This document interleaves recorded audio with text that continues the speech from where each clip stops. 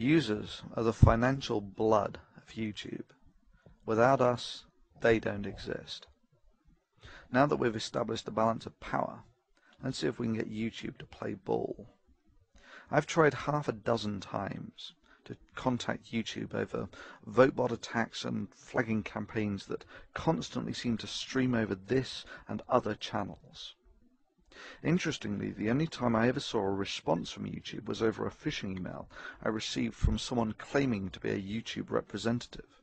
They'd given their channel an official look by embedding a featured video from YouTube's official advertised channel. I messaged this about them and they corrected the problem within hours. Oh yeah, when YouTube deems something in their personal interests, they can act quick enough. Now I feel that YouTube is aware of the problem that this channel and others are facing. They have simply elected not to communicate or act as they don't deem it in their financial interests. However, without users, YouTube is nothing. Users are the lifeblood of YouTube. Collective action by users necessitates a response by YouTube. It has been my ongoing and lengthy experience that YouTube's help system is utterly ineffective and deliberately infuriating to use. It has become clear to me that YouTube not only reads messages sent to its advertised channel, but rapidly acts on them when it's in their best interests. This is, of course, essential to their financial existence of advertising revenue. They have to read these messages. Well, you don't have to be Einstein to figure out what the most effective strategy for the users is.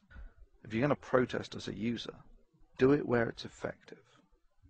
If you're unhappy with YouTube's inaction regarding vote bots, script voting, spamming, false flagging campaigns, and YouTube's inability to correct these mistakes, then feel free to voice your concern to this woman.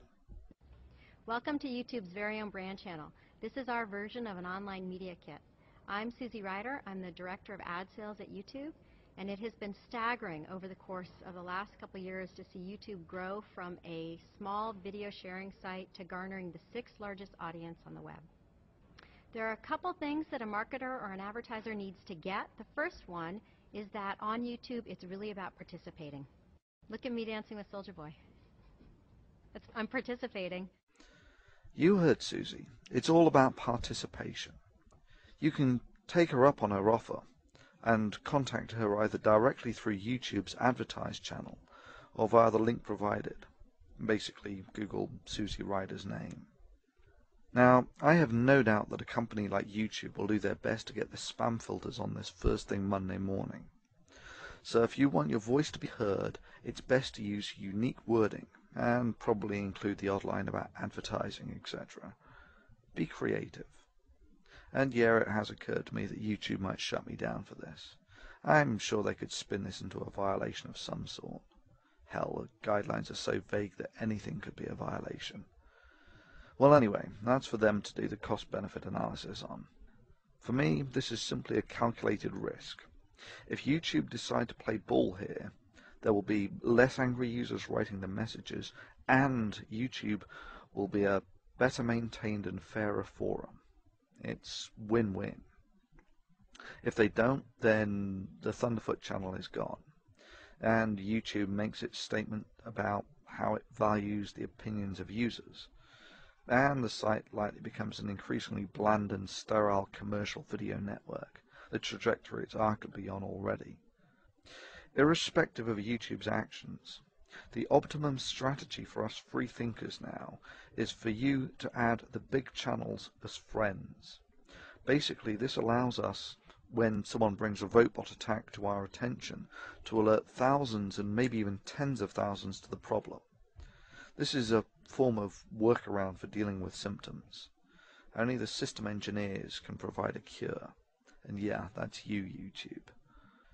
Users, the time has come for you to decide if YouTube's inaction to correct the willful abuse and the detrimental effects that this has had on your experience of using YouTube merits you writing to them.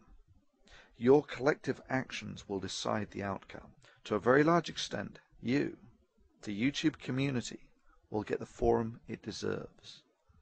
Success or failure now lie within the hands of the users.